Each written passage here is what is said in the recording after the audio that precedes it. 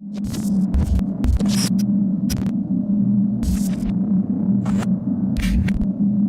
everyone, Assalamu alaikum. Today our topic is recording of transactions in journal. अच्छा देखिए, अगर हम ट्रांजैक्शंस की बात करें, ट्रांजैक्शंस को जर्नल में आप कैसे रिकॉर्ड करेंगे, तो सबसे पहले डबल एंट्री सिस्टम को समझना बहुत ही इंपॉर्टेंट है। तो what is double entry system? Every business transaction affects 2 or more accounts.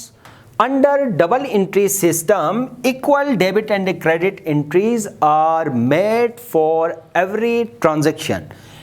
If more than 2 accounts are affected by a transaction, the sum of debit entries must be equal to the sum of credit entries. अब देखें, अगर हम double entry system की बात करें, किसी भी transaction को जब आप रिकॉर्ड करेंगे अंडर डबल एंट्री सिस्टम को फॉलो करके आप रिकॉर्ड करेंगे।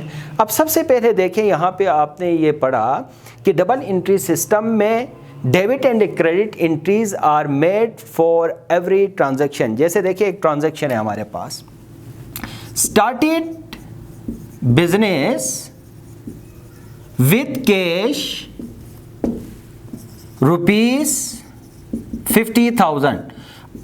अब ये एक ट्रांजैक्शन है जिसकी वजह से बिजनेस की फाइनेंशियल पोजीशन चेंज हो रही है। अब इस ट्रांजैक्शन में देखिए 2 अकाउंट्स इन्वॉल्व है, 2 अकाउंट्स आर अफेक्टेड। पहला अकाउंट जो है कैश अकाउंट है और सेकंड जो है कैपिटल अकाउंट है। अब इस ट्रांजैक्शन में देखें 2 अकाउंट्स अफेक्ट कर रहे हैं। अगर इस ट्रांजैक्शन को जर्नल में जब आप रिकॉर्ड करेंगे, आप डबल एंट्री सिस्टम को फॉलो करेंगे। डबल एंट्री सिस्टम में देखें, एक ट्रांजैक्शन को जब आप रिकॉर्ड करेंगे तो उसके 2 इफेक्ट्स होंगे, 2 अकाउंट्स इन्वॉल्व होंगे। एक अकाउंट, जैसे यहाँ पे एक छोटा सा एग्जांपल हमने लिया, स्टार्टेड बिजनेस विद कैश। अब इस ट्रांजैक्शन में देखें, एक अकाउंट होगा कैश अकाउंट और सेकंड जो है कैपिटल अकाउंट होगा। और हमेशा याद रखें, एक अकाउंट डेबिट होगा और दूसरा अकाउंट क्रेडिट। आगे जाके हम डेबिट और क्रेडिट को डिटेल में हम पढ़ेंगे। जब जर्नल में आप रिकॉर्ड करेंगे, एक अकाउंट डेबिट होगा और दूसरा अकाउंट क्या होगा इसमें, जैसे देखिए इसमें cash account debit, capital account credit, equal amount से होगा। कैश 50,000 से डेबिट होगा और कैपिटल भी 50,000 से ही डेबिट होगा। अब इसमें देखिए सिर्फ 2 अकाउंट्स इन्वॉल्व है। अगर हम बात करें, यहां से नीचे देखिए, यहां से if more than 2 accounts are affected. अब कुछ ट्रांजैक्शंस में 2 से ज्यादा अकाउंट्स इन्वॉल्व होंगे। जैसे देखें, जैसे एक छोटा सा एग्जांपल देखें, यहां पे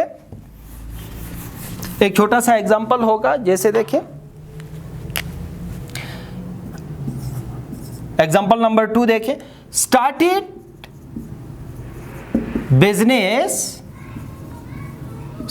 business with cash ₹10,000, building ₹15,000 and furniture ₹20,000। अब इस ट्रांजैक्शन में देखें, एक 2 से ज्यादा अकाउंट्स इन्वॉल्व है। अब सबसे पहले आप आइडेंटिफाई करें कि इस ट्रांजैक्शन में कौन कौन से अकाउंट्स इन्वॉल्व हैं। जैसे देखिए, सबसे पहले देखिए, आपने बिजनेस स्टार्ट किया कैश से। अगर कैश से आप बिजनेस स्टार्ट करेंगे तो कैश सबसे पहला अकाउंट होगा, कैश अकाउंट। सेकंड, आपने बिजनेस में इन्वेस्टमेंट किया, investment of fund for seeking profit is called capital, और यहां पे सेकंड अकाउंट जो है कैपिटल का होगा। और थर्ड वन इज बिल्डिंग और फोर्थ वन इज कौन सा होगा, फर्नीचर। अब इस ट्रांजैक्शन में देखें 2 से ज्यादा अकाउंट्स जो है इन्वॉल्व है, 2 से ज्यादा 4 अकाउंट्स इन्वॉल्व है। पहला अकाउंट है कैश अकाउंट, सेकंड जो है कैपिटल अकाउंट, थर्ड जो है building account and fourth one is furniture account. यहां से देखिए, आप दोबारा समझे इसको।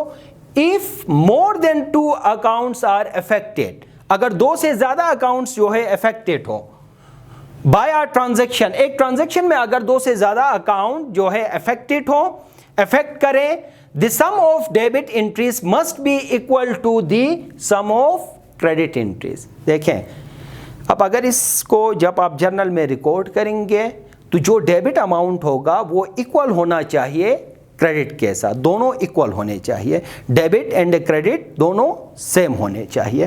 क्लियर यहाँ तक? अब आगे चलें।